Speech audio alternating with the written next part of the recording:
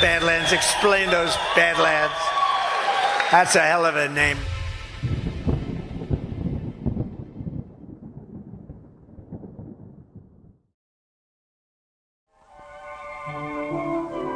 Everywhere you go, your manners are with you, and they leave their mark. They help you feel sure of yourself, too, and they make an impression on people. Demonstrators wreaked havoc in Washington, D.C. and destroyed storefront windows. It takes them 15 to 20 years to demoralize a nation. Make political commitments to curb population growth. We didn't simulate this. We didn't practice. What the hell do they let the reporters in there for? MK Ultra. 8 million adults are affected by it. Don't try it. There will be no outcome that leaves Saddam Hussein in power. A brand new group called ISIL. We're speeding up training of ISIL forces. The one person who wasn't random was the security guard. America was founded as a constitutional republic. 50 incumbents out. Send citizens to Washington. I will totally obliterate the deep state. We will obliterate the deep state.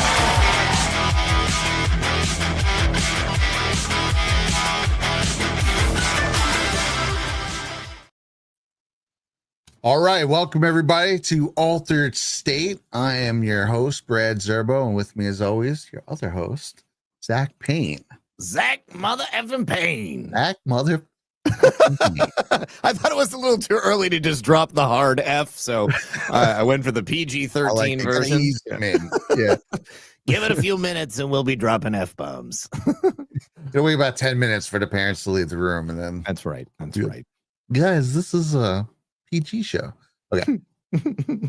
Oh man, dude, a lot of shit happening. Did you see that Trump just signed the Epstein files? I did.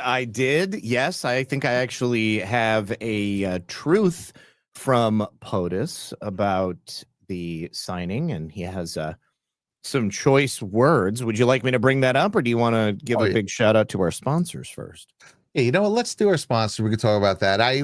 Abby and I were going over yesterday on Brad Abby Live with DSD Epstein stuff. People are like, oh man, Trump's dodging the Epstein. So I have a collection in one of my old folders of every Epstein post from the Q drops. There's almost 100 of them. Oh, wow. Nice. I was just ripping through them, and I'm like, this isn't just like a quick mention of Epstein. They specifically dogged on this guy and talked about tunnels and naming rooms, and they went on and on for years and years. I'm pretty sure Donald Trump doesn't like Epstein. You know, here's the thing. Like, Epstein was not a household name when the post started. Okay. Like a select group of people who were focused on child trafficking and exposing the evils of this global criminal cabal. They were aware of it. All right. But by and large, most people were like, who's Jeffrey Epstein? I don't know anything about it. Okay. I knew about Epstein for years. Okay. I knew about his association with the Clintons. I knew about Lolita Express. I knew about Little St. James. Okay. So when I saw Epstein pop up in the drops, I was like, thank God.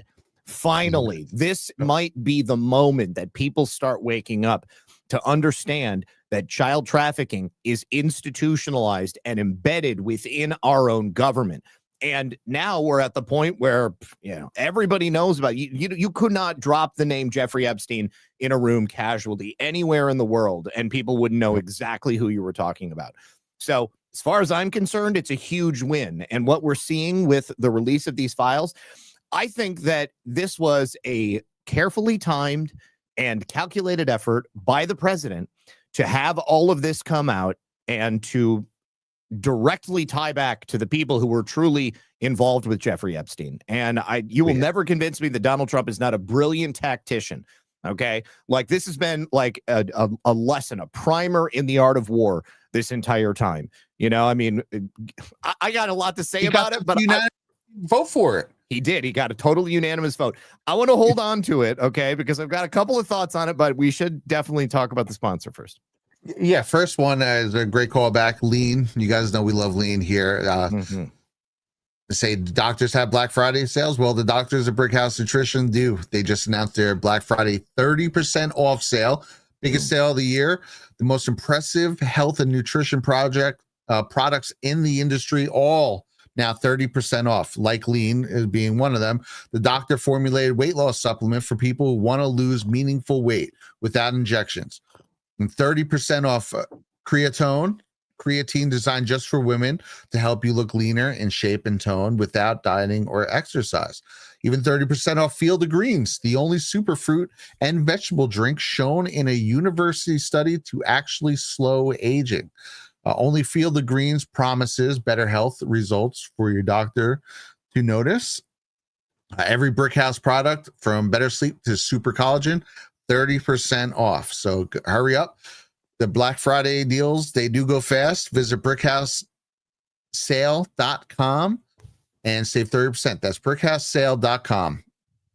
And check it out. That's pretty cool. 30% off for the whole site. Good deal. Yeah, definitely. We also have our buddies here from Rise Tide. What is the Sovereign Alliance?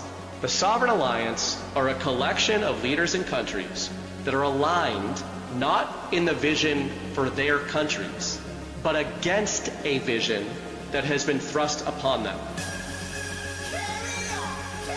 I believe that the Sovereign Alliance is less a battle for something and more a battle against something. They are against globalism, collectivism. They are against the rules-based international order. Sovereign Alliance, the latest addition to Badlands Rise merch. Available now at badlandsmedia.tv/rise. Before skincare went synthetic, people used something simple, something real: tallow. Grass-fed and finished beef tallow is packed with vitamins A, D, E, and K. Nutrients your skin actually knows what to do with. It locks in moisture, restores elasticity, and defends against winter dryness. No water, no preservatives, and no BS. Unlike plant oils or chemical creams, tallow mimics your skin's own structure. Elbows, hands, knees, post-shave, anywhere your skin's crying for real moisture. Perfect for gifting or keeping your own skin soft when the cold hits. Visit softdisclosure.com and use promo code Badlands for 15% off. Ancient care, modern truth.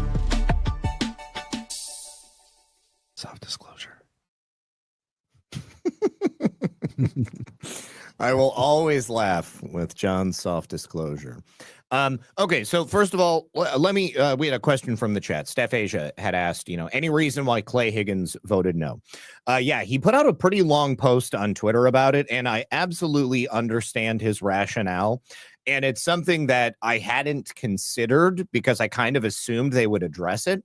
But what Clay's issue with the bill in its current form was that there was no provision to redact the names of people who had been mentioned in any way, but were not guilty of any crimes. So that would include the victims of Jeffrey Epstein. And there's more than a couple victims who do not want to be named publicly.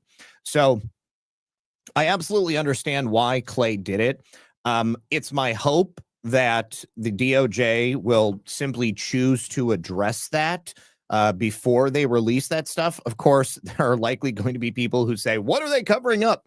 But, there's definitely people in there, just like Donald Trump, that, knew Jeffrey Epstein because they lived in Palm Beach, but they committed, no acts towards children, or, they didn't go to his island or any of that stuff.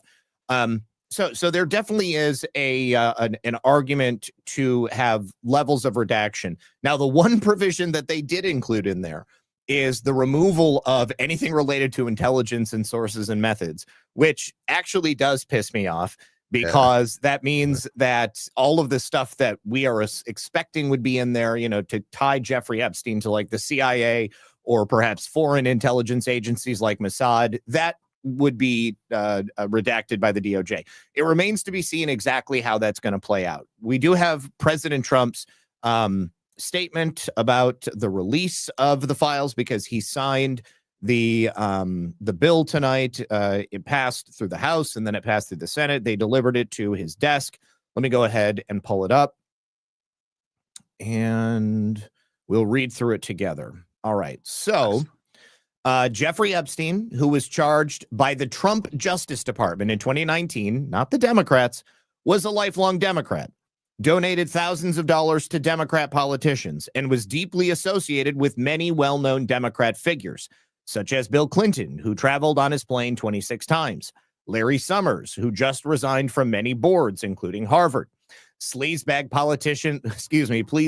political activist Reid Hoffman, Minority Leader Hakeem Jeffries, who asked Epstein to donate to his campaign after Epstein was charged, Democrat Congresswoman Stacey Plaskett, and many more. Perhaps the truth about these Democrats and their associations with Jeffrey Epstein will soon be revealed, because I have just signed the bill to release the Epstein files. As everyone knows, I asked Speaker of the House Mike Johnson and Senate Majority Leader John Thune to pass this bill in the House and the Senate, respectively. Because of this request, the votes were almost unanimous in favor of passage. At my direction, the Department of Justice has already turned over close to 50,000 pages of documents to Congress. Do not forget, the Biden administration did not turn over a single file or page related to Democrat Epstein, nor did they ever even speak about him.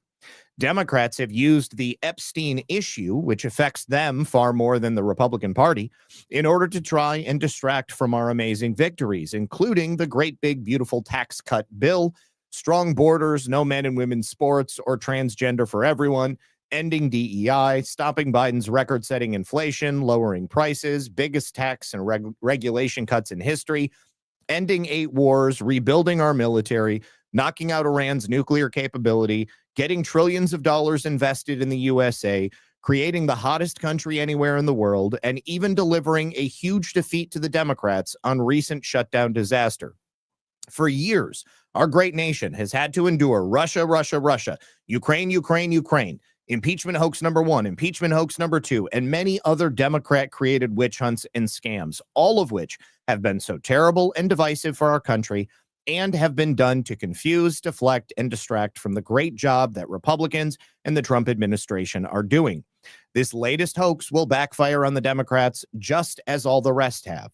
Thank you for your attention to this matter. Make America great again. Now, the reason I think that this was obviously timed and planned out in a military way is because President Trump used the old tenet of the art of war to appear weak when you were strong. All right. Now, throughout the entire time, as soon as the Epstein files started coming up, because the Democrats thought they could use it against Trump, Trump is like, don't talk about the Epstein files. It's a hoax. But he gives no any other sort of clarification to this, keeping in mind that this only started after he and Elon Musk publicly broke up in a very kayfabian way. And Elon Musk goes to Twitter and says, Donald Trump is in the Epstein files. Okay. I said at the time, of course, Donald Trump is in the Epstein files because he was likely an informant who told the FBI and the Palm Beach police about Jeffrey Epstein being a pedophile and running children, poaching young girls from Mar-a-Lago. Of course, he's in the Epstein files because we already know his phone number and other phone numbers were in Jeffrey Epstein's little black book. Of course, he's in the Epstein files because he flew on the plane, not the Lolita Express, Jeffrey Epstein's older plane from Palm Beach to New York. Yes, he's in the Epstein files, but he's not in those Epstein files. The people who are in those Epstein files are those that were still hanging out with Jeffrey Epstein even after he became a sex offender. Even after learning that he was a pederast and that he was going after kids. Now, Donald Trump, after Elon Musk says Trump's in the Epstein files, all of the Democrats immediately jumped on it. They dove headfirst into the shallow end of a pool without any regard for themselves or their own safety, knowing that probably many people that were on their side were going to be featured in the Epstein files. But if they can get Trump, then a small sacrifice is totally worth it. Now, President Trump deflected, said, don't talk about the Epstein files. So many people on the right and left were like, what is Trump hiding? Why won't he do this? Why won't he release the files? And he essentially forced the issue through Congress. He forced every member of Congress to vote in unison for the release of the Epstein files, even after having the DOJ deliver tens of thousands of documents, more documents than anybody else had ever given the public on Jeffrey Epstein. And now that it's come out, President Trump has taken the mask off, and he has no problem saying this impugns Democrats. This takes them down. And now you know, now you all see, he forced them to beg for their own destruction. Okay. I saw it at that time. It was so beautiful watching it all play out. And now here we are. And guess what? President Trump and Elon Musk, they are totally fine. Elon Musk and President Trump were at the Saudi summit earlier today, and President Trump addressed him from stage. And he even said something about how he and Elon had worked together to get the Democrats to humiliate themselves. Okay. On the day he signs the Epstein files bill. So yes, this was all done on purpose. This was all done in a calculated fashion. And here we are. We now have more information about the Epstein situation than we ever have at any point in history. And you're about to get even more. I love it. It totally boomerang back on them. You got Jeffries in there, Plaskett. You have the Michael Wolf, the Fire and Fury, which is what wound up outing that Trump. The fact that Trump outed him to the Palm Beach Police Department, like these are good things, not bad things. And you have these communications, and it's been that's what was already released. Now we'll see what else gets released after this. It's been a beautiful thing, and we watched it all go down again. To Abby and I really went in deep on that yesterday, and this is just a nice little wrap up. Now we obviously knew Trump was going to sign it, and he signed it just before the show started tonight. And it's just another reason why you should trust this guy. We've seen the template. So it's not like we're blind trusting Trump. We watched him go through this for a whole term. We watched him totally. There were times where, why is Trump saying that? And then literally a month later you go, oh, okay. And then it's funny because it totally blows up in all their faces. And all the things we were wanting to happen, right? We watched future proves past, and the news unlocks every fucking time. Yes, exactly. So, and then on top of that, he just straight up passed a whole bunch of cool stuff. He did a whole bunch of cool stuff under total duress, and then he stayed with us even after losing 2020 and kept the movement going and kept being a great leader. Anyway, none of this is blind trust in MAGA, as is being suggested. And I loved in his post when he's talking about the wins, a lot of the positive things that's happening, and saying, I just don't want this to detract from that stuff, because it shouldn't. And of course, that would be, it works two ways, because they wanted to distract from the wins, of course, on the other side, the clown show, but also the clown show gives cover. It adds a fog of war to start checking things off the list, right? Absolutely. That normally would be hounded on by the media, but now you got the media busy with this sort of stuff. So it works both ways. I would like to go into some of the MAGA bashing, if you think that's good, because I would too. And you know what? Terminally Pretty in the chat says something that I think plays into this. Trump is owned by the tribe. Let's talk about that real quick, because I think that that's absolutely incorrect. And one thing that I think a lot of people who would make this argument have used to back up that assertion was the strike on Iran. Okay, so let's talk about the strike on Iran. The strike on Iran, for a lot of people, was inexplicable. President Trump's talking about peace. He's talking about, ending the wars in the Middle East, making everybody safe, not going in and bombing other countries. And many people conceived that as some type of, abandonment of America first. Let me play for you a clip here, which just came out. It's a clip from an interview with John Kiriakou, former CIA whistleblower who went to prison for exposing the fact that the Bush administration was doing those extraordinary renditions at the CIA and was waterboarding people. Okay. Now, this goes to show you that no matter what you think is happening, you're not in the room with President Trump. You don't know what President Trump knows, and whatever you assume his motivations are, you don't know. You truly don't know. But let's just add a baseline. President Trump called the Iranians. He told them that exactly what they were going to do, and he told them that they better get everybody out of there so that they didn't kill a bunch of people. Okay. In doing so, he ended the conflict between Iran and Israel, getting us to the point where now He brought peace to Israel. A coalition of Muslim countries are now going to be working with President Trump in Gaza to secure peace and to rebuild Gaza and to ensure a two-state solution, which is not what Israel wants. Okay? They would have gladly continued on with this war. Yes, and they would have loved to have simply just removed all of the Palestinians. But this right here is a little bit of insight as to why that strike on Iran happened in the first place. And I think you might be very surprised. Take a listen. Now, what was that? Vault 7 is very complicated. Among other things, Vault 7 shift. This is the wrong one. Hold on. I will say too, with Iran, it's felt like very much to me that they were trying to push that into some sort of ground war, never-ending conflict that we just got out of, and that was completely subverted by what Trump did. Yes, absolutely. Okay. It's a lot of things that you see them wanting to do one thing, and he goes, "Oh, why don't we just do this?" Yes. And all of a sudden, no, well, we don't need to do any further. We took out the facilities. That's what you wanted to do, right? That's exactly it. That's exactly it. Now there is no pretense for the war to continue between the two of them. And he warned Iran right before that. So anyone who died in that, unfortunately, that would be on them. You were told to vacate the premises. Well, I don't think anybody died. Like, that's the thing. Like, they got all of their people out of there. Yeah. Okay, so here it is. Take a listen. The reason, though, I'm told, that Donald Trump decided to bomb Iran was that the Israelis said for the first time, if you don't bomb Iran to take out these deep bunkers, we're going to use nuclear weapons. And they had never threatened that before.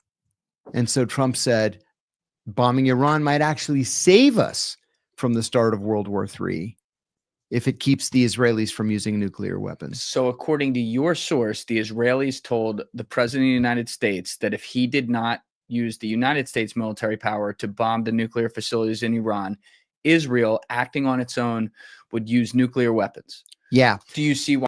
Okay, so couple of different things going on here. Obviously, this would be the first time that Israel ever admitted to having nuclear weapons. We know exactly how they got them. You and I have talked about it on this channel many different times, on our own channels as well.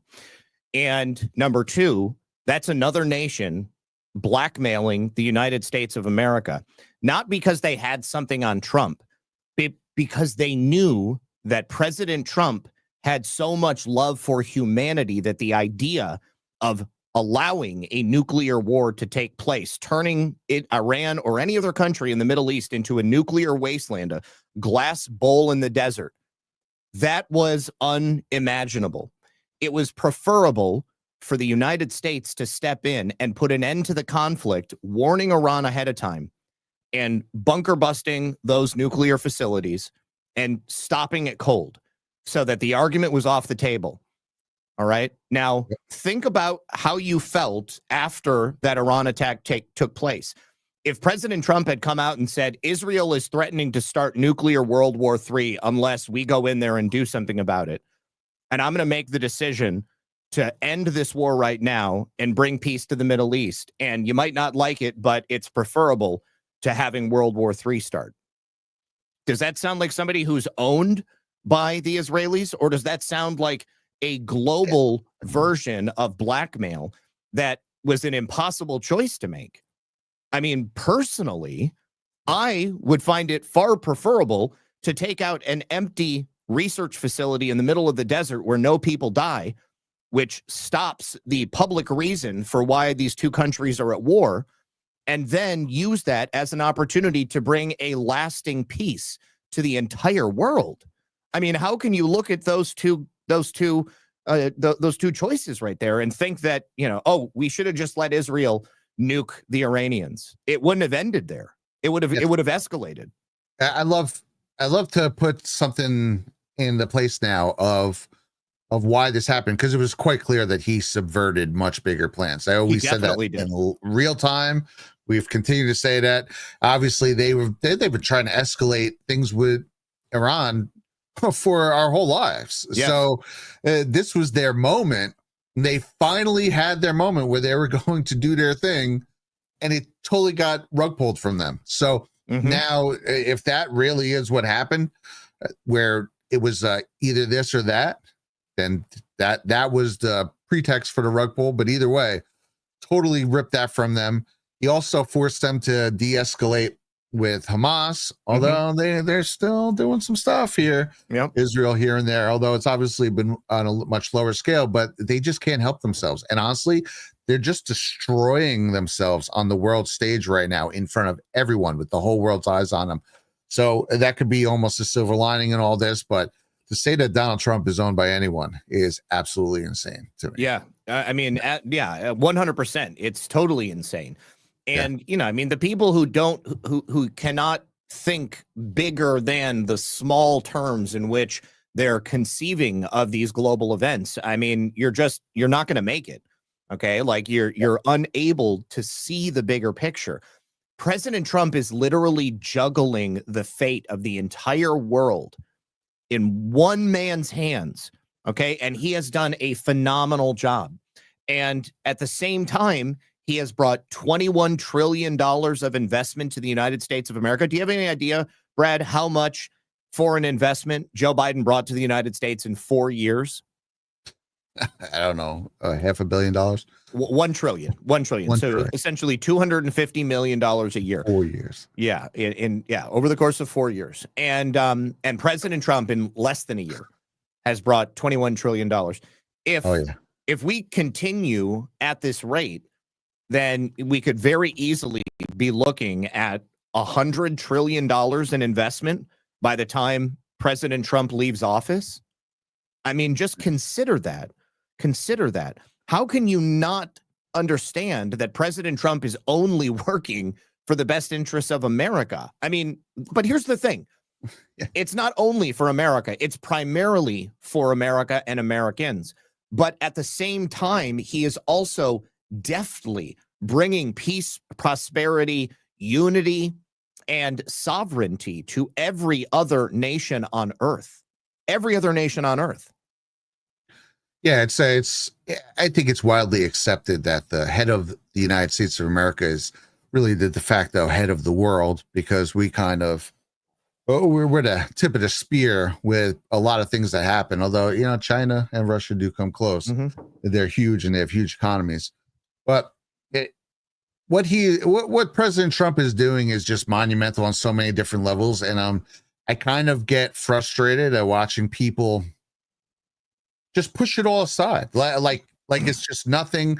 It's all meaningless unless people are going to do the one thing that I have on my special list, which we all have different lists of different things we want to see in what order. Well, then I hate it. And I've been seeing so much of this MAGA is dead and this trashing MAGA all over the internet. It's really been bothering me. And so, you know, you got people like myself, we're being ridiculed as retarded sycophants. We're no better than NPCs or checked out liberals simply for backing President Trump is very insulting. So, but everyone's entitled to their opinion. So I thought I would go over why I voted for President Trump and I love it. Whether or not these reasons have been reflected in the first year. I love it. Now, if I can just make a quick clarification, Rad for Liberty says Israel is so complicated. It's a lot like the United States of America or Colombia or Venezuela. It is the same situation everywhere. But she says, I'd love a couple of hours on Israel nation, Israel citizens, non-Jewish Israel citizens. I'm a history nerd and I get confused without context in conversations. I can only speak for myself. But when I talk about Israel, I am talking about the government of Israel, because the government of Israel is what has agency and power when we're talking about geopolitical issues. The same thing when I talk about America, okay? It's like the government, it's President Trump's administration, because they're the ones that are making the decisions. Now, of course, you know, you look at it at a macro level, like America is made up of many different groups, exactly the same way as Israel is made up of different groups, the same way as the UK, other nations all around the world.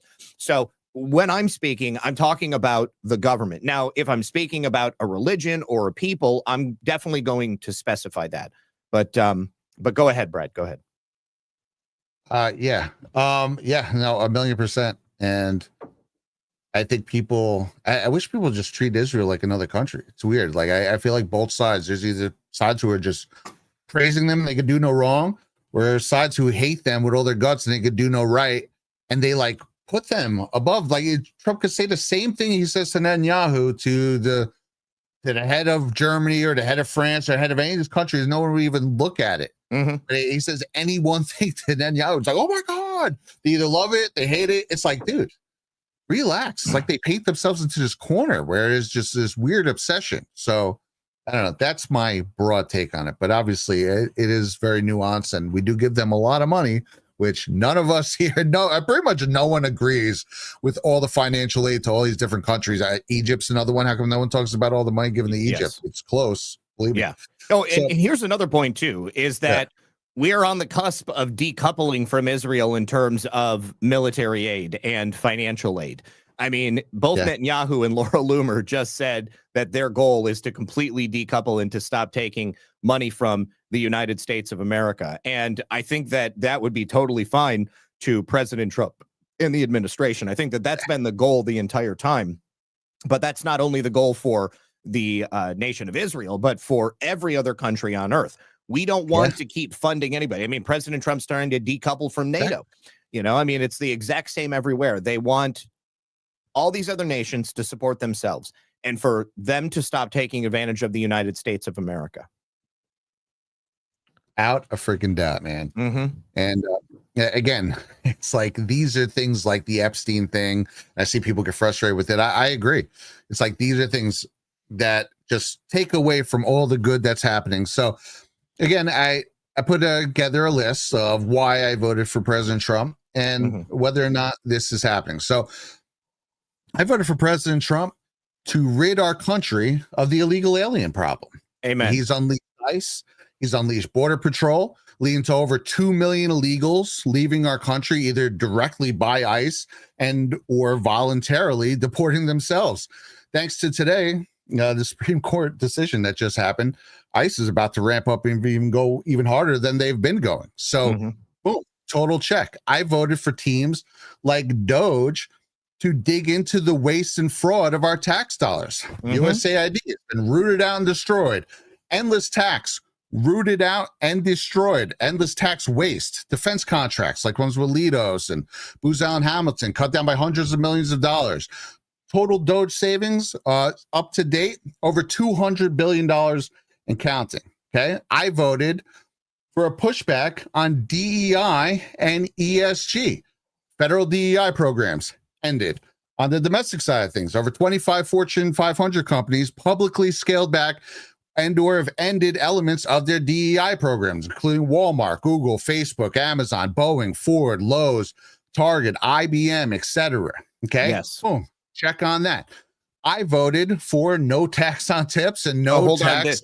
There, you missed the slide. There was the slide for DEI wasn't there, so now you're one slide ahead. There we go. I voted for no tax on tips and no tax on overtime. Both are now law. You can claim up to $25,000 tax-free on both. Okay. Yeah. I voted for reforms to the poisons in our food. Petroleum-based food dyes are already being phased out. Most of them are slated to be fully removed by 2026. The CDC has ceased recommending COVID-19 vaccines for children and pregnant women. 2 states have banned fluoride, Utah and Florida, with bills being introduced in 16 other states to varying levels of success. The CDC has also ceased recommending fluoride. They have also, the EPA is conducting a new review on its risks. You have all 17 members of the Advisory Committee on Immunization Practices, aka the Vaccine Board, have been retired and replaced with new members such as Dr. Koldorf and Dr. Robert Malone. So that's a complete shift right there. I voted for reduction of our bloated government. Since taking office, the Department of Education's been cut in half, thousands of staff cut. Department of Energy, over 3,000 cut. USAID, like we just mentioned before, over 10,000 cut. HHS staff has been cut by estimates of almost upwards of 50,000. Some people have suggested HHS divisions have been consolidated from 28 to 15, along with thousands of more cuts across agencies like NOAA, Commerce, Homeland Security, the Treasury, EPA, to grand totals across the government approaching 300,000 government positions. Okay, I voted for our border to be protected. The border wall is being finished as we speak, with $46.5 billion in new contracts being opened up from the One Big Beautiful Bill Act, going directly towards the smart wall, leading to billions in new contracts that have just been opened up by September for adding hundreds of additional miles of border wall.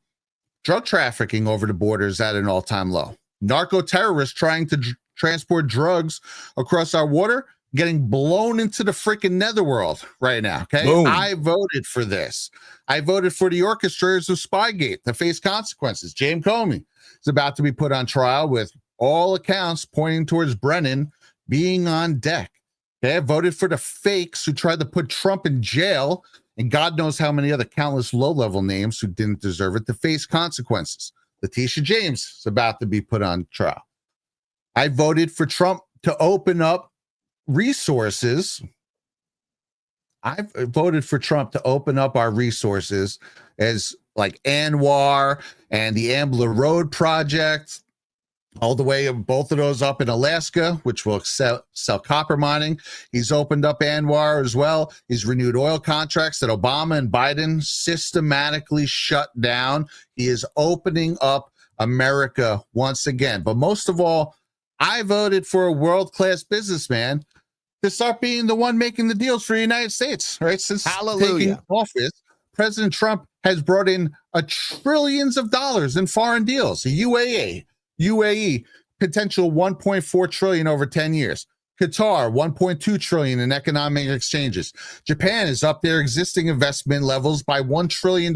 Saudi Arabia, we were just talking about yesterday, about investments approaching another 1 trillion in updated commitments. There have been various corporate tech companies like NVIDIA, Apple, TSMC, who have announced investment figures in the tens or hundreds of billion dollars each. And this is what I voted for, right? President Trump is taking on the world right now. And for the American people, along with his administration, has made tons of progress in this first year. I'm more MAGA than ever, and I refuse to let cherry-picked whataboutisms derail any of this. I'm a little salty about what's been going on. I am 100% with you. And yes, I see all of these wins. I have been tracking them myself. I have been paying attention. And to me, it's more obvious than ever before that, you know, MAGA is not dead. MAGA is an ongoing operation. Okay. America gets better every single day. We are putting America first with everything that we're doing. Right. But the fact of the matter is that we live in a world with other nations. And in order to be able to keep us elevated, we've got to make sure that these other nations who have essentially been depending on the United States and our charity for years no longer have to do so. You know, think about the Central and South American countries that are going to be set free with the destruction of the narco-terror gangs. Okay. Yeah. I mean, you've got places like the deadliest country in South America, or in the Southern Hemisphere, is a place called Guayaquil. It's in Ecuador. And with all of the operations that have been going on to get rid of narco-terrorists, they have moved up into this port city in Ecuador. And you've got hundreds of killings that are happening on a regular basis because all of these people are operating out of the harbor and trying to run cocaine on a different route so that it's not coming in through the area that the United States is going to blow them up. Right. and in places like Colombia, places like Mexico, where it's essentially a narco state. I mean, I think I heard it was I don't know if it was Marco Rubio or somebody had suggested that I think it's Stephen Miller. Every nation south of our border is essentially a narco-terror state at this point. The cartels are in charge in so many different ways, and they have bought these politicians and local leaders, and they are essentially operating with impunity. The narco-terror gangs and the cartels, they have weaponry and materials and supplies that rival modern Western militaries, okay? And in order for us to successfully address them, There are a lot of different steps that have to take place in order to make sure that that's possible without just causing a bloodbath. Because those guys down in Mexico, they have no problem grabbing civilians and chopping their heads off and hanging their lifeless bodies from bridges. President Trump wants to bring us into the golden age. He wants to make it possible for the rest of the world to move into the golden age, but he wants to do it with as little disruption as possible. I think that he's done a brilliant job. Every single day, we are seeing greater and greater success and progress moving this operation forward. And it's wonderful. I mean, I was telling John on Monday, I've been waiting 40 years, been waiting my entire life to see the world as it is today. And for me personally, I see it and I cannot unsee it. Okay. Like, I know how these former administrations acted. I know all of the garbage that they used to tell us. I know all of the dirty tricks, all of the bullshit, the backroom deals in Congress, which we're still seeing. Okay. But President Trump can't control the actions directly of legislators. All of these people getting rich off of the backs of the American taxpayer, offshoring manufacturing, getting rid of jobs, bringing in these illegal aliens, and telling us that, oh, you know, I mean, if we could just give a little more of what we have, if we would just be willing to sacrifice, if we would just be willing to give up more rights and more liberty, then they could make things better. But you see, they get richer, we get poorer, and nothing gets better. And it doesn't matter what political power is in control. The only thing that's made a difference is Donald Trump. Exactly, dude. It's insane. This is of our lifetimes. There has never been anything, even a hair on the ass of what we're watching. Yeah. And then people are like, well, I don't know. I want Donald Trump to do this one thing. He hasn't done it. I hate him. MAGA is dead. Like, oh, fucking relax, bro. Mm-hmm. Okay. It's insane. Bush got in and did nothing but just war. Obama, oh my gosh, he handed our country over to the deep state. Biden tried to rehand it over and tried to undo as much as he could. And in fact, I want to touch on that a touch because of the people talking about gas prices. Gas is down a little bit up here, but of course it's not radically down.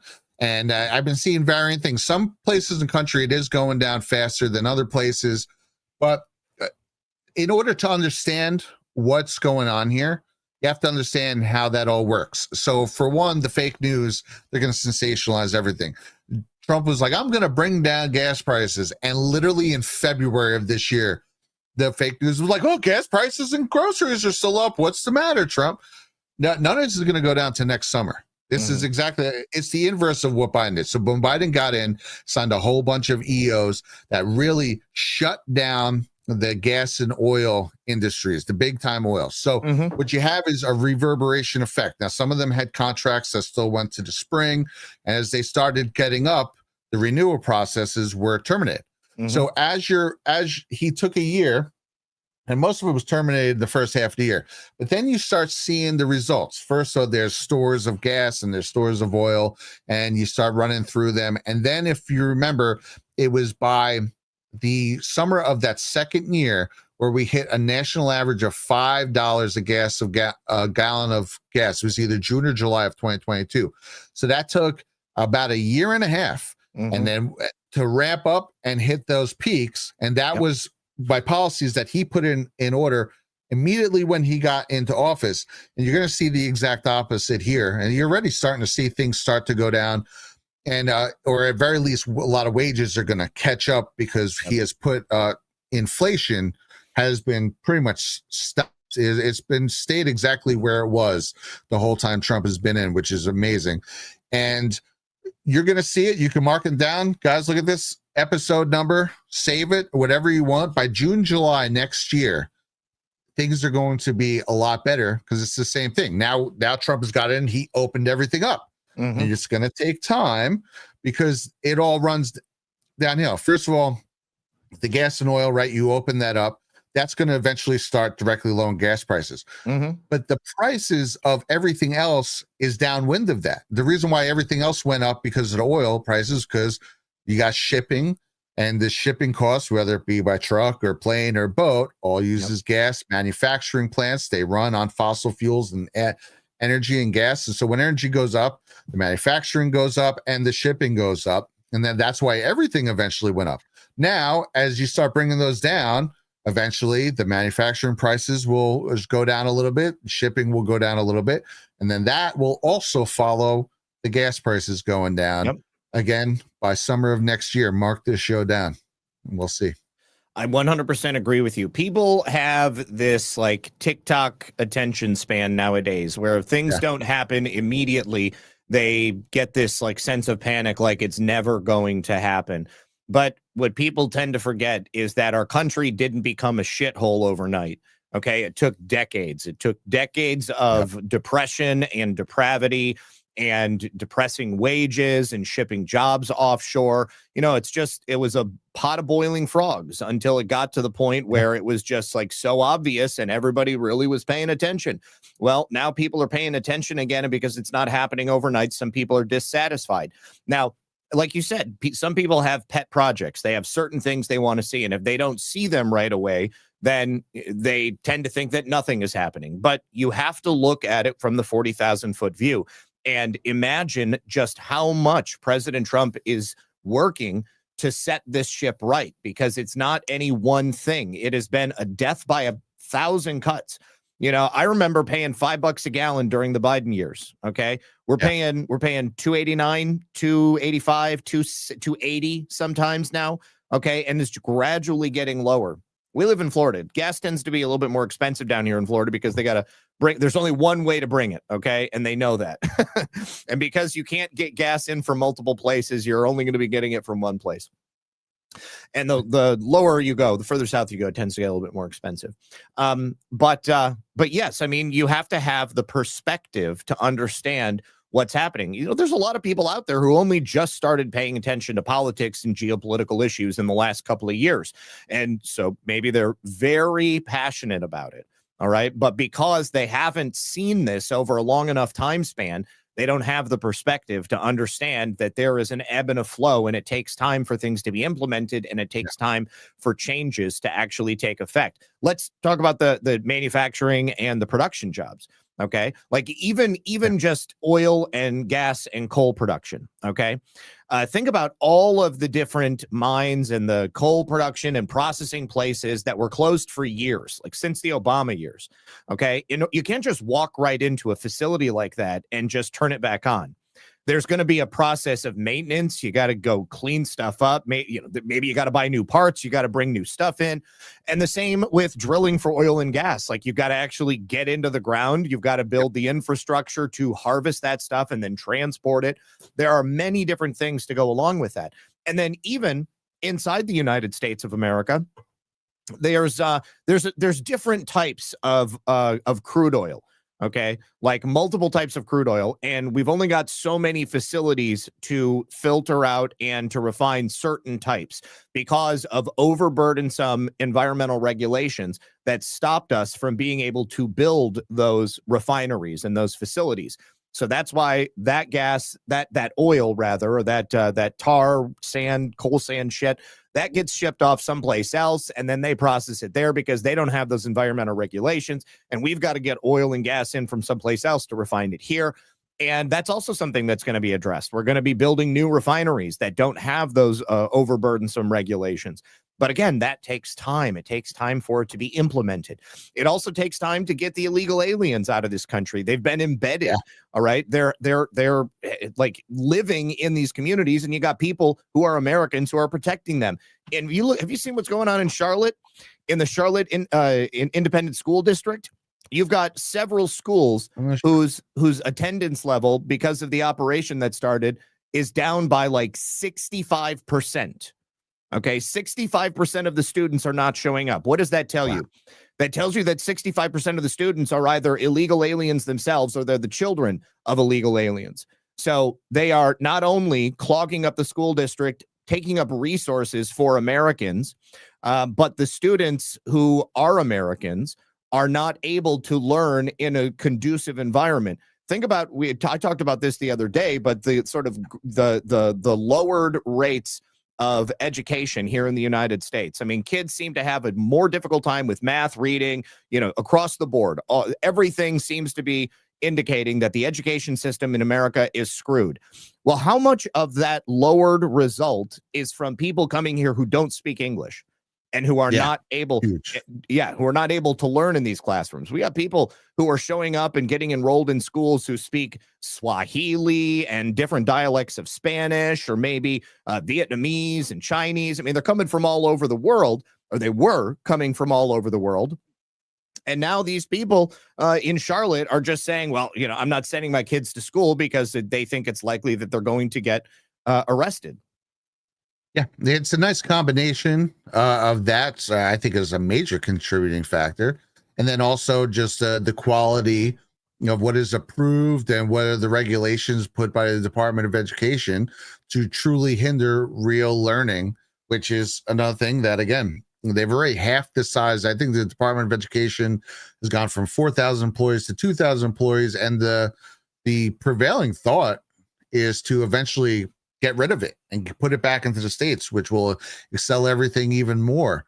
So there's many factors that have led to these falling numbers. And it's also, and the less educated your public is, the more easily indoctrinated they are when they get shipped off to universities, which many of which have been taken over. Again, that was 2 weeks ago. On my Tuesday show, we had gone into kind of the taking over of the universities with this communist socialist ideologies that they're pumping into students' heads. And this is all, again, it's going to take a while to go through it, but we're seeing the beginnings of everything. And to what you were saying about saying the contracts, right? And getting the contracts going. This is, let me bring this up here really quick again, because I'll tell you guys a little story. This is what I was talking about. Some of the things I ripped through quick with Alaska. ANWRs, the Arctic National Wildlife Refuge. They feel like there could be more oil in this area than damn near anywhere else in the world. Towards the end of Trump's first administration, they had opened it up and people started making contracts, and they had just signed, I think it was these two companies, but it was either one or two. They had put together a crew. They had got the approval. They were going to start drilling up in this area, I believe on the coastal plain. They get it. They're finally in. It's signed. I think it was signed in like January of 2021. Biden gets in, cuts it all off, cuts them off at the knees. They all lost a lot of money because you have to, like Zach was saying, you have to put crews together. You have to get your equipment ready. You have to get ready to do this stuff. Okay. So that was something that was happening at the very end. And if Trump would have won the 2020 election, boy, they would have opened it up and we would have just kept on a great trajectory. Now they have opened it up again. And now everything, the attention to it, and it's all opened up in the beginning of Trump's term. And as we speak, again, it's not an instant thing. It's not like people just appear out of nowhere and just, we're drilling. Right now, crews are being put together. People are bidding on contracts. And eventually, a lot of this is going to get opened up. And we will start seeing the benefits of it. Because America, we have more oil than anyone can imagine in this country. Obviously, that everyone knows about Texas and various other places. Everyone knows about Alaska, but Alaska's barely opened up at wise, and where there's already so much up here. So these are the certain things that now are opened up way early. The Ambler Road project, again, this is another one right here, right there. That's going to open up copper mining, which is going to go really good with a lot of the kind of race for technology race that's been going on right now. And Trump has opened up a lot with that, with a lot of deals with tech companies. And there's a lot of good stuff right now that if you're paying attention and looking at what this administration is doing, especially the DOI, they're opening up so much stuff and they're laying the groundwork for greatness. And I'm super excited. I'm so happy about how this administration has been going right now. No, you're 100% correct. And I mean, the same with rare earth minerals that they are mining now here in the United States. all of the efforts that are being made to decouple us from the Chinese economy, bringing those industries back to the United States. I mean, it will all take time, but at the end of the day, we're going to be in a position where we'll be in just flush with jobs. I mean, it may even get to the point where every single person that wants to work and is able to work will be able to, and it won't be an issue of people not being able to find jobs. We may have to be bringing people back in on some sort of visa program to bring them into work. I mean, this was originally why those individuals were allowed to come into the country, is because we had a shortage of laborers. But clearly, we don't have a shortage of laborers now. We've got plenty of people who need to work. I love when I see like liberals. I saw one post that thing of some Mexican doing dishes really fast with a hose, right? And they were like, are Americans gonna do jobs like this? It's like, I know that you guys are so far removed. It's funny how they purport to be for the working class.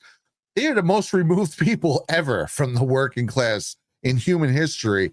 And like, maybe you're not going to do that type of job, but yeah, dude, work a day, work one single week on a concrete crew in any state. Well, actually, right in New York City, go 2-day cycle. Anyone out there who knows what a 2-day cycle is, put it in the chat, because it's hell on earth. But you can do it. There are plenty of white people and plenty of Americans of all shades and colors on those jobs doing it. There's nothing like good hard work with your hands, and everyone can do it. The reason why these last couple generations, like Gen Alpha and even was it Gen Z's right before Gen Alpha, a lot of them aren't accustomed to it because they took all the manual labor away, and all the manufacturing and all manual labor, most of it got sent overseas. And then the rest that was left, the construction, the stuff that you can't ship overseas, they imported illegals to take everyone's jobs. So there's this weird like 10, 15 year fog where it feels like this is something Americans don't typically do. That's brand new. And it can be totally changed around, and it'll be so much help for them because they won't be forced to go. Right now, it's like something where it's like, unless you go away to university for 4 years, you're just screwed in the job market because there's no hands-on blue-collar work left unless you want to just go work at a gas station or something. I mean, not that any of these jobs are bad, but they're not support your family type jobs, right? They're bringing back manufacturing. We're opening up the manual labor that's been here. And guess what? There are going to be people who now can graduate high school, and they could either learn a trade, or they can go into real work right away. They don't have to wait till they're 22 to 26 to start their life. They can start it right at 18, and you can start making some good money with your hands, and you could support yourself and learn skills that go for everything. They're learning a trade is more than just supporting your family. You're learning skills that you can use forever.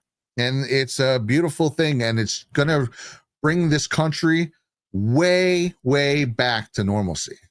I agree with you. Brad, would you mind settling something for a user in the chat? They told me to stop interrupting you. I would just like to ask you if I've interrupted you at any time during our conversation tonight. I don't think so. Not that I've noticed. No. All right. So, I urge you to go watch back the rest of the episode. Yeah. So Brad and I have a fairly close working relationship, and we have a real rhythm that we work on. If Brad gets to a point in his statements where it's appropriate for me to jump in, I do. And if I get to a point in my statements where it's appropriate for Brad to jump in, he does. We know exactly how to talk to each other. So kind of feel it out. Yeah, definitely. Yeah. No, so I'm not interrupting him, and Brad's certainly not interrupting me, but, somebody in the chat, S2G109, also had said, I hope we get to this point in California. A lot of people here are working 2 crap jobs. And unfortunately, in California, there is a massive problem with the number of illegal aliens that work there and that have infiltrated the job market. So you've got people who are working the types of jobs that average everyday people should be easily able to go out and get. They're unable to do that because these illegal aliens are working those jobs for less than an American would. And it's also reinforced by the state of California because they're essentially rewarding these companies for doing so because they are so overly burdensome with the amount of taxes and the amount of fees that they are charging people. It's an untenable situation, and California is the size of easily 4, 5, 6 states in and of itself. So for this problem to be addressed in California, it's going to be a massive undertaking. And I hate to say it, but I don't think that this is going to happen overnight. I think that for a lot of people, it's going to require some pretty significant effort. And in order for California to really be addressed, the election system is going to have to be addressed first, in my opinion. Yeah, so I saw a comment earlier. It says, well, a lot of this will be for naught if the elections aren't fixed. Yeah, I tend to believe that. I feel like we've also said this on this program. They have to, obviously, there was a really good EO on directing people in the Trump administration to work with states to do various things towards elections. Doesn't feel like after this last election that too much is done. But again, these off-year elections aren't always the best gauge, but it's going to be a process that has to happen by the end of Trump's this term. Elections have to be fixed, or at least as close to fixed as they can be.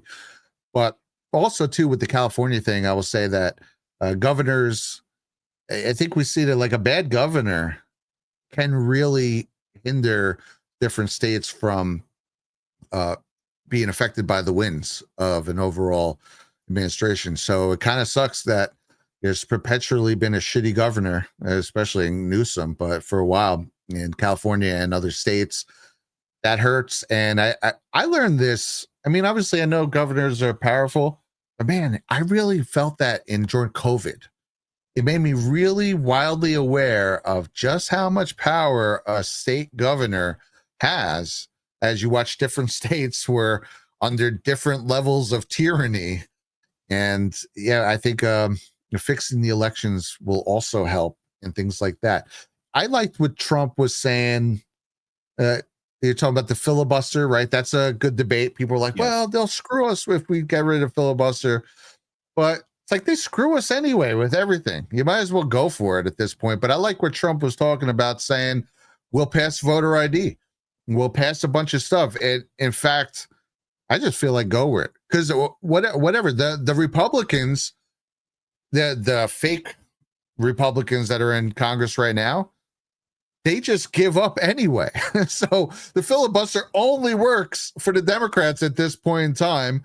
If we got rid of it, I think Trump could do a lot of damage, and voter ID would be a massive step towards fixing elections.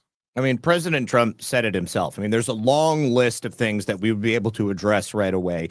And I've said this on many different occasions. I mean, the time for decorum and rules is well past over, because they have absolutely no care for that stuff. If they are able to grab power again, then they're going to do everything within their ability to try to destroy our ability to come back from whatever they do to us.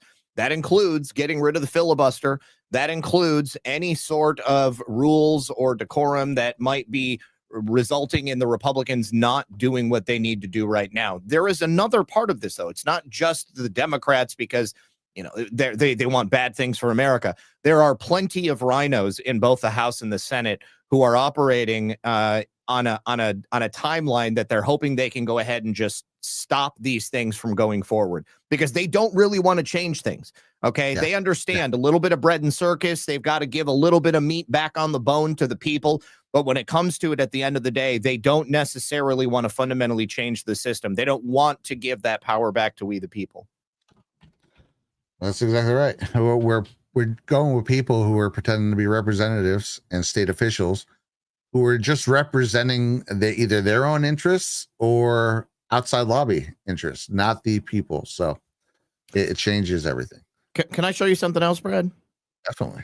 Okay. So this is another example of things that are happening now that never happened under the Biden administration. Arrests and prosecutions for public corruption. All right. If you'll remember, Kash Patel, one of the things he did when he took over the FBI was to do away with the public corruption unit. The public corruption unit's public mission was to investigate situations like this. What we have here is a sitting Democrat Congresswoman, Sheila Cherflis McCormick from Florida. She's just been charged with stealing $5 million in FEMA funds. Okay. FEMA funds in Florida. Obviously, I would assume that probably would have gone to help hurricane victims because that's the big issue for FEMA down here. She used that money during her 2021 congressional campaign. She's looking at 53 years in prison. So this was a scheme through her family healthcare company on FEMA-funded COVID-19 vaccination staffing contracts in 2021. She and her company received an overpayment of $5 million in FEMA funds. And she and her co-conspirators decided, hey, we're just going to steal this $5 million. We're going to put it through a number of accounts. We're going to wash it. And then eventually it'll get back to us and we'll be able to go ahead and just buy whatever we want. So she used a substantial portion of this money on her campaign. And she and Nadege LeBlanc of Miramar, Florida, arranged for additional contributions to her campaign using straw donors, which are people who they would just give money to, and then they would donate the money to the campaign so that she could get around the campaign finance limits. She would then funnel other monies from the FEMA-funded COVID-19 contract to friends and relatives. They would donate to the campaign like they were using their own money. And her 2021 tax preparer, David Spencer of Davie, Florida, is also charged with conspiring to file a false federal tax return. They said that she had this political spending and other personal expenses that were listed as business deductions and inflated fake charitable contributions so that she could lower her tax liability and keep more of that money that she was stealing from the federal government.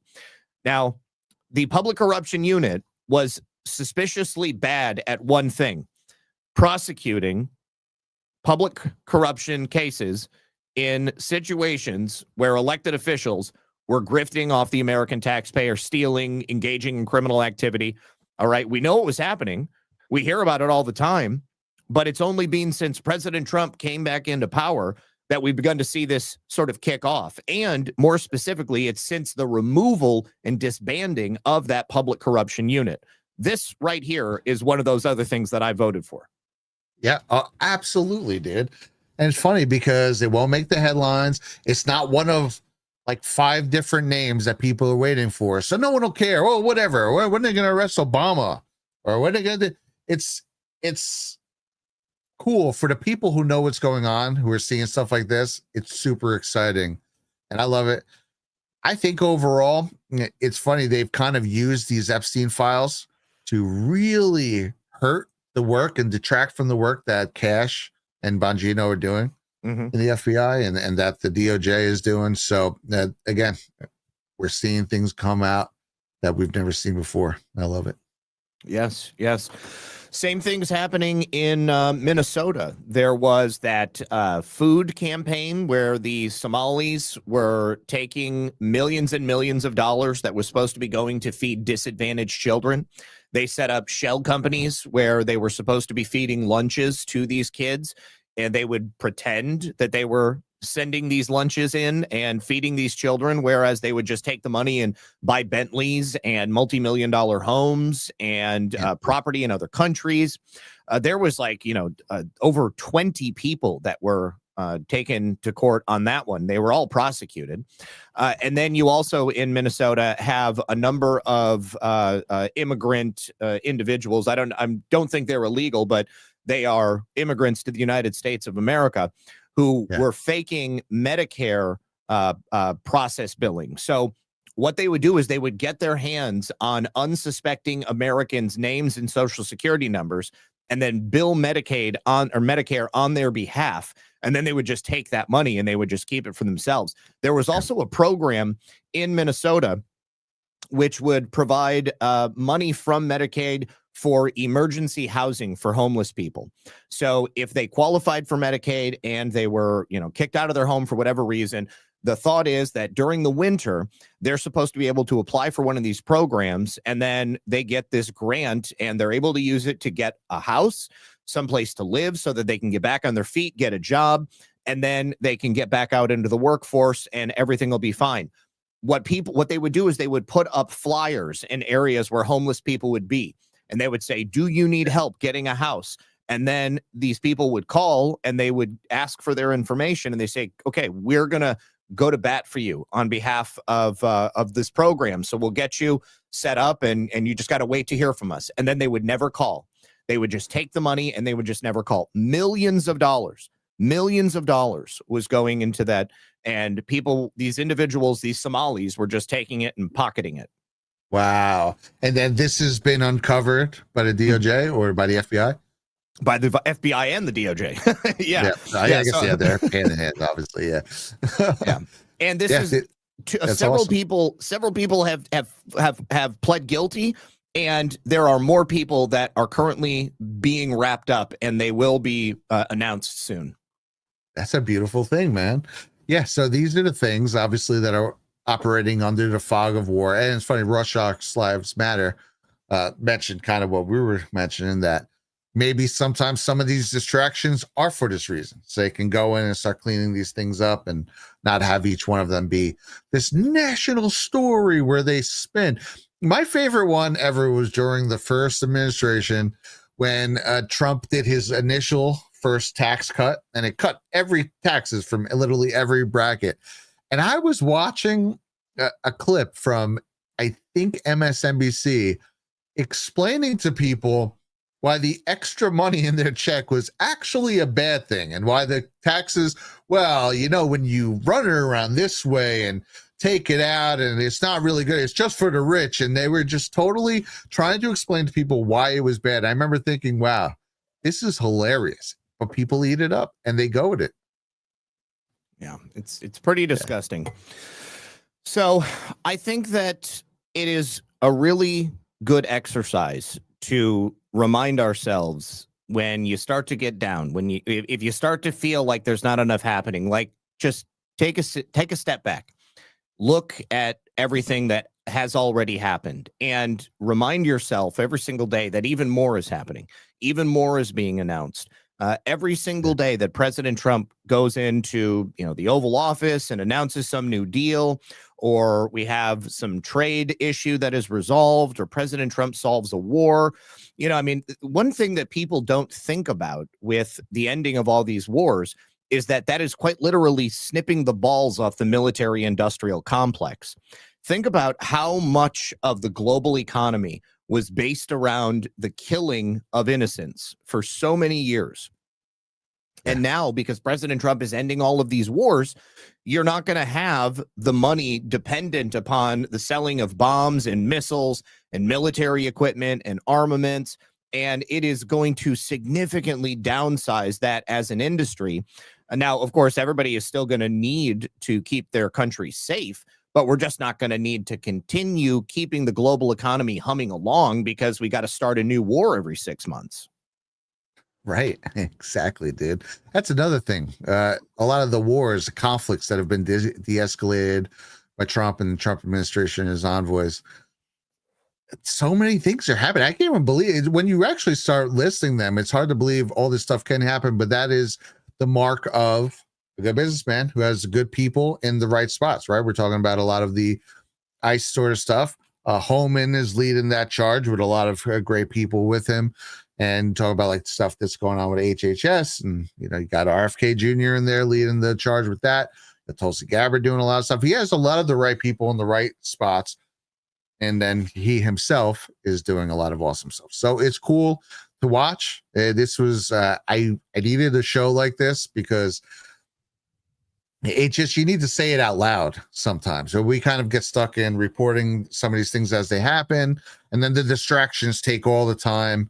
And it's nice, and it sucks that it took something like MAGA's dead to kind of provoke it, but it's okay.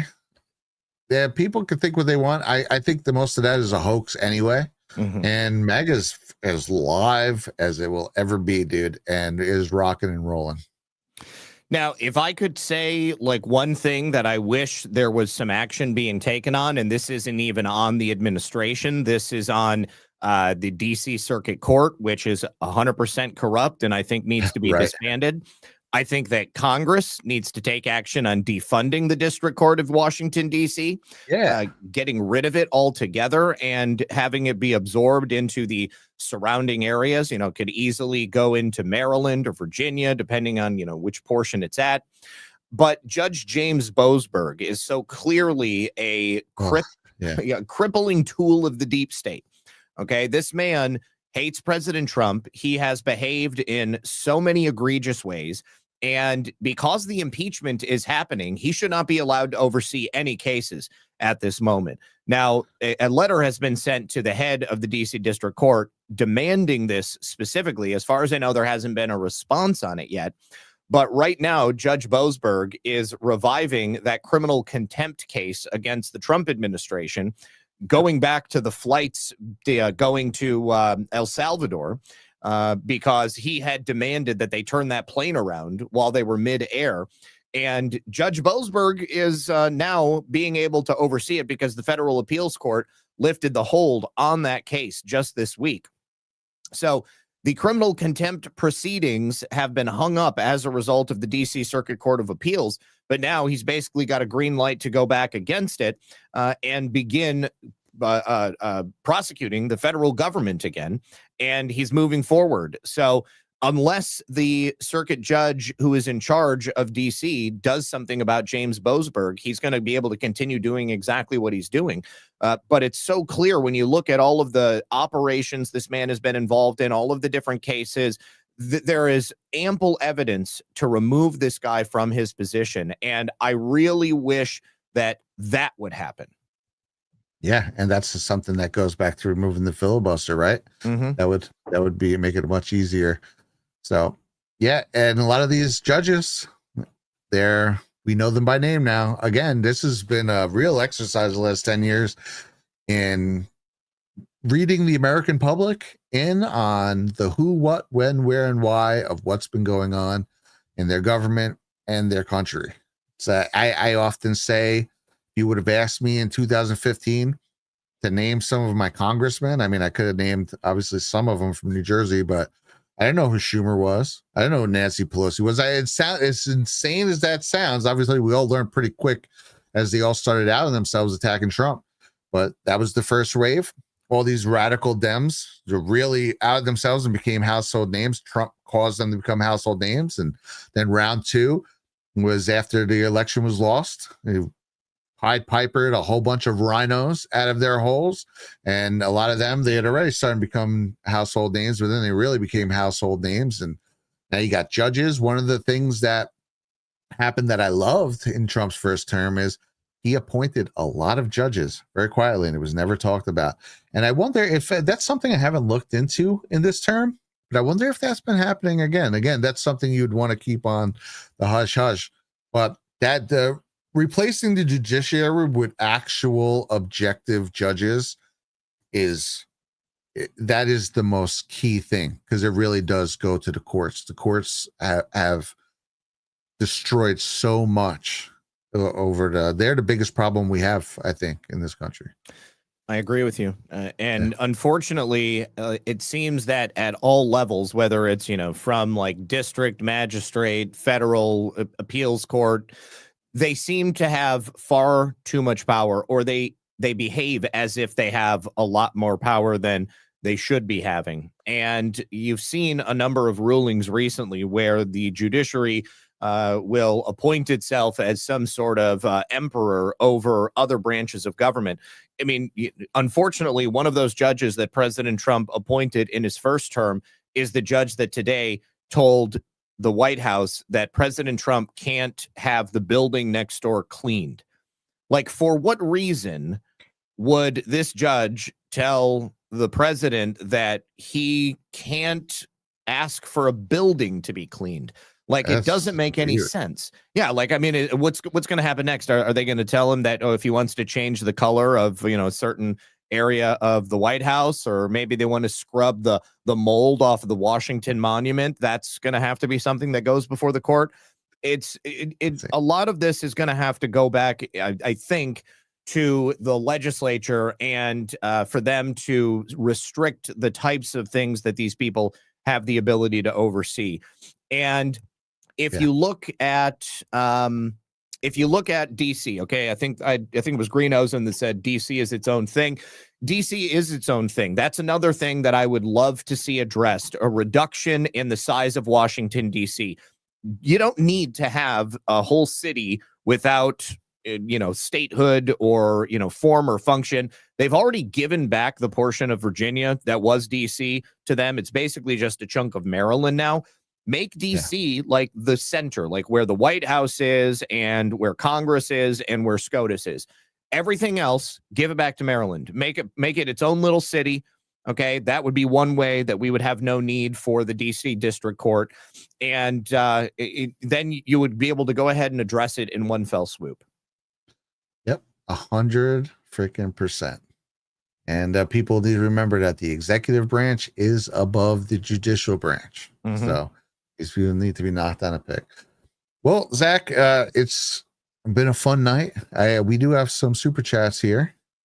Maybe we can get to some cool comments. Actually, it might take a little bit, but I know we start off. D Patriots says great job on Trump wins. Brad, love you, brother.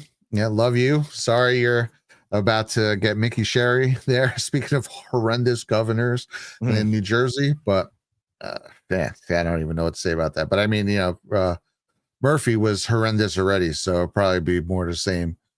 Sherry K 47 says, hey guys, love you and all you do. Work in a district in northern Nevada, and we're in a budget crisis. Our IT director wants to spend 1.2 million on new tech for all students as we are cutting jobs. Yeah, that's a precarious situation. I don't know how I feel about the tech with the schools. I don't think it's as necessary as people think. They like all have iPads and shit now. Yeah, I mean, I guess it depends on the tech that is being used. I mean, is what is available currently, is that being used effectively? Who's providing the contract for the equipment that is being purchased? Is there a quid pro quo situation going on? But certainly if a district is in a budget crisis, it's not the time to start going out and spending money on a bunch of other things. Right. Yeah, I would agree with that, definitely. She also says Chromebooks, here we go, are killing kids learning. Okay, I kind of feel this way too. They can't focus, they can't spell right, they can't think. We need to go back to pencils, paper, go back to simple times, or we're doomed. It's bad. Okay, this is, agreed. I'll tell you exactly where this parallels. One thing that as a surveyor / layout engineer, we always had was with calculators, right? Well, one, you always have to have a calculator on, but you have to know how to do it in the field. So it was always be a thing where you would always have to do it normal, unless you're triggering something out, but you do everything normal and then you check it with the calculator because you need to know how to do it regular first. And I agree. Like if you have spell check, right, or Grammarly on your Chromebook, and then the ability to look stuff up just at will, and where you can just copy and paste, it definitely can be hindering kids. You just go back to pencils and paper, and then they can use their tech when they go home. I like that idea. Yeah. Joanne Coach says, you two are such a breath of fresh air. Great discussion. Thank you. Thank you. Thank you. S2G 109, they hijacked our Prop 50 notice for criminal prosecution and are doing civil lawsuit, suing the agency, and the taxpayers will pay. Interesting. Yeah. Where was Prop 50? Is that California? Prop 50 was California. That was the redistricting. Oh, yeah. You see they shot down Texas too? Well, I guess so 50 wasn't shot down, but yeah. I'm sure that will be appealed, but yeah. Kitsko says, Brad, you had my friend Irene, Codex 911. Oh, yeah. Des is her friend that came to Deadwood. Until you raved about opening of Anwar, she still wants to come back to Deadwood. That's pretty cool. Yeah, I'll just say this really quick. I know some people are very touchy about Anwar, and oh my God, how could you go to Anwar? Anwar, 500 people live in Anwar, right? So it's all wildlife, although it's very cold. So it's completely untouched. Anwar, just so you guys know, is 30,000 square miles. Okay. There's going to be plenty of space wherever they're drilling. There's going to be There's going to be 30,400 square miles of Anwar still untouched. Everything's going to be fine. They're not going to be going in every square foot there. And just to put this in perspective, what 30,000 square miles looks like, New Jersey is 8,700 square miles. Okay. It's almost 4 times the size of New Jersey. And New Jersey has 10 million people living in it.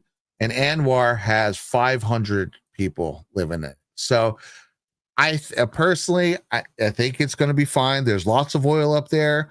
You know, you're just going to, if you're saying, no, you're going to serve some animals, they will literally 30,000 square miles for them to go to.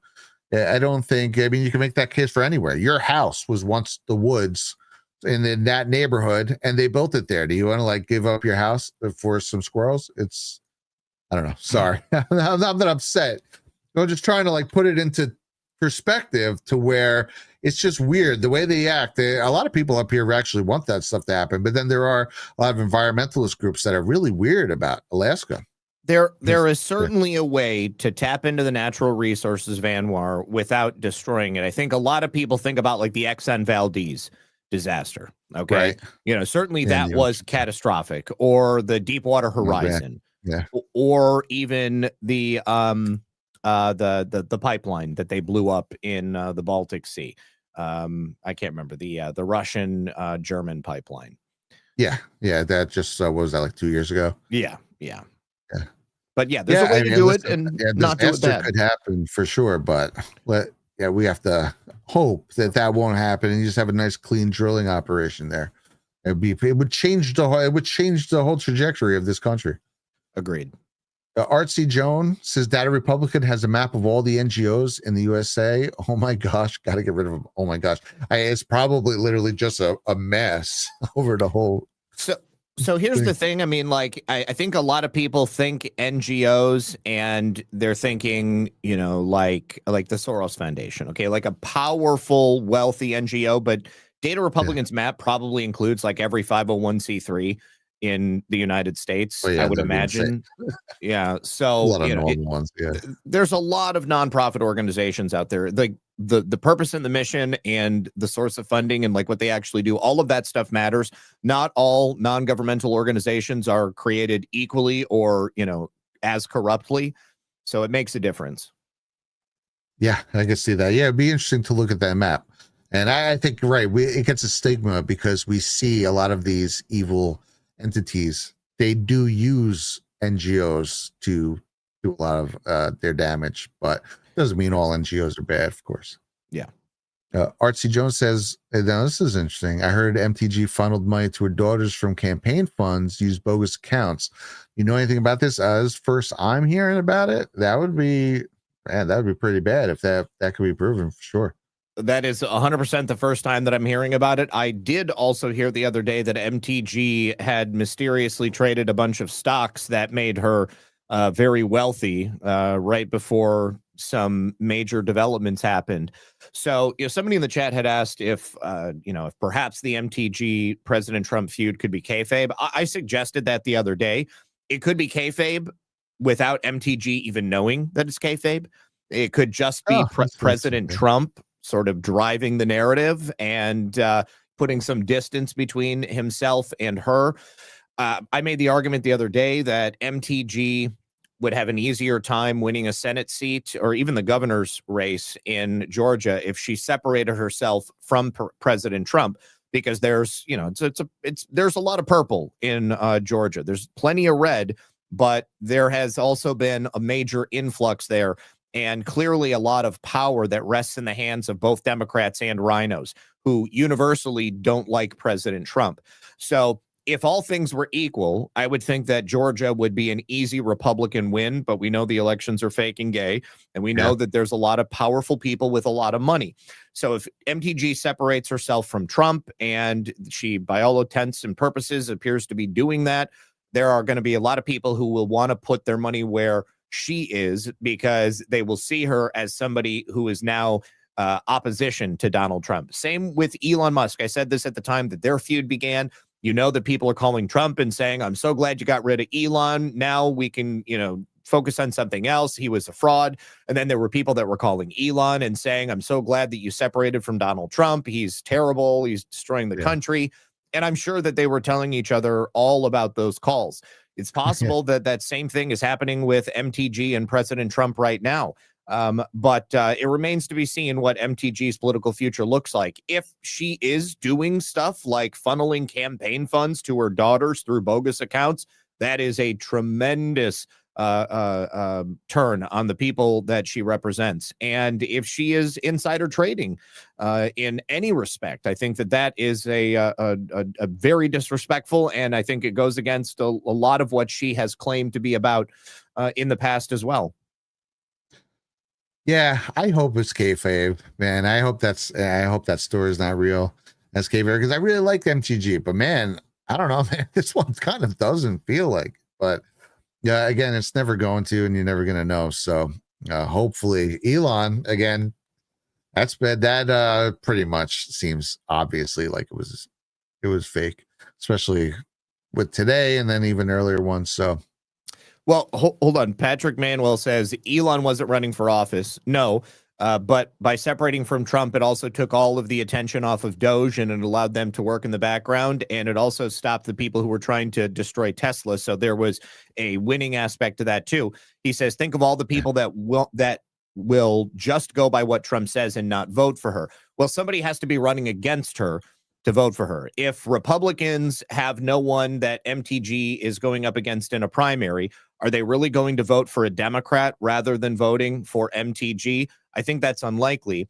But I think that if there is money that is being put into MTG to elevate her as the sole Republican candidate, then you're probably going to have some Democrats that are going to say, oh my God, MTG has changed her ways and she hates Donald Trump now. And the idea that Donald Trump will have somebody there that he doesn't get along with, that's enough for them to vote for her. That's enough for them to support her. Dude, very freaking true, man. And I will say too, with the Elon thing is, if you guys remember, it was all King Elon and Trump has to ask King Elon permission for what he's doing. And it was like they were really ramping up that Elon was puppeteering Trump right as that hit. And then all of a sudden they had a feud and all of that stopped. And then they stopped wrecking Tesla and then they both were just able to do their thing. So yeah, I think that one was definitely orchestrated. Kitsko says, but Supreme Court says he can use the foreign invader laws to mass deport. Decision 5-4. Yep. Yeah, I mentioned that quick earlier. Well, I didn't say what it was, but yeah, ICE is about to go crazy. So get ready, everyone. Yeah. So, I mean, that's huge. And I think that the fact that case that Judge Boasberg is trying to bring is basically political payback for the Trump administration beating him. He's because it doesn't matter that President Trump has had this power reinforced by the Supreme Court. They still didn't do what Judge Boasberg demanded of them. S2G's comment plays into what I was going to say next, so I'll wait. Okay, yes. Tamarick Flash says, great show. Appreciate it, brother. And then S2G says, Brad, the executive, legislature, and judicial are equal branches of government for checks and balances. Theoretically. Yeah. The president's the president, man. Yeah. But yeah, sorry. Yeah. So yes, I mean, in the way that our country is structured, you're correct. These separate but co-equal branches of government have different powers, and the president can veto laws. The legislature makes the laws. The Supreme Court can overrule executive actions. So everybody has this ability to kind of encroach on each other's areas of government.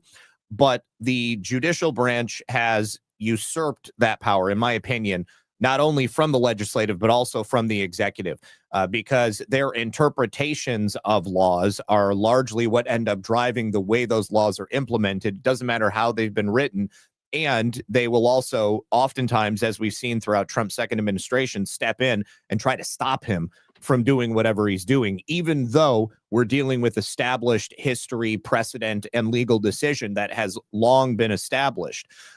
So theoretically, yes, but I think that ultimately the executive is still going to be the most powerful just because he is the president of the United States. And there are certain things that he can do that the judicial branch will never be able to stop.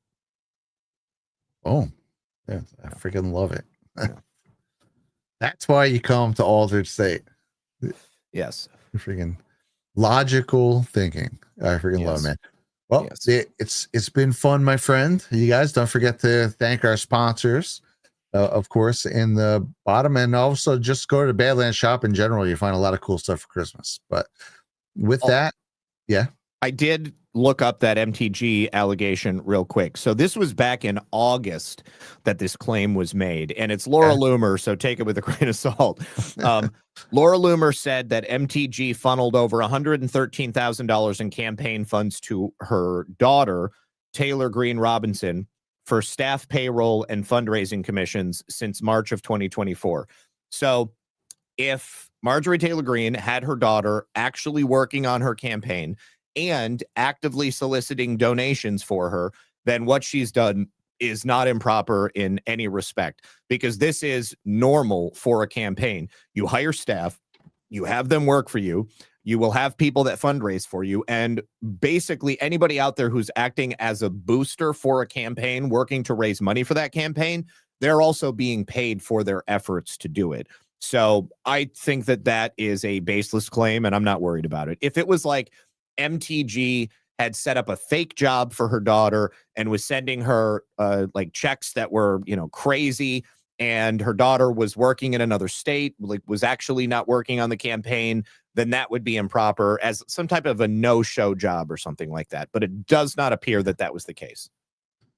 Okay, well, that's good. That's refreshing. Yeah. That's probably why I never grew legs. We also have Scott 17 over on Pilled. He says, "Yay! I finally got to see you two live. Much love, Brad and Zach. Much love to you as well, buddy. Much love, brother. Yeah, shout out to Pilled.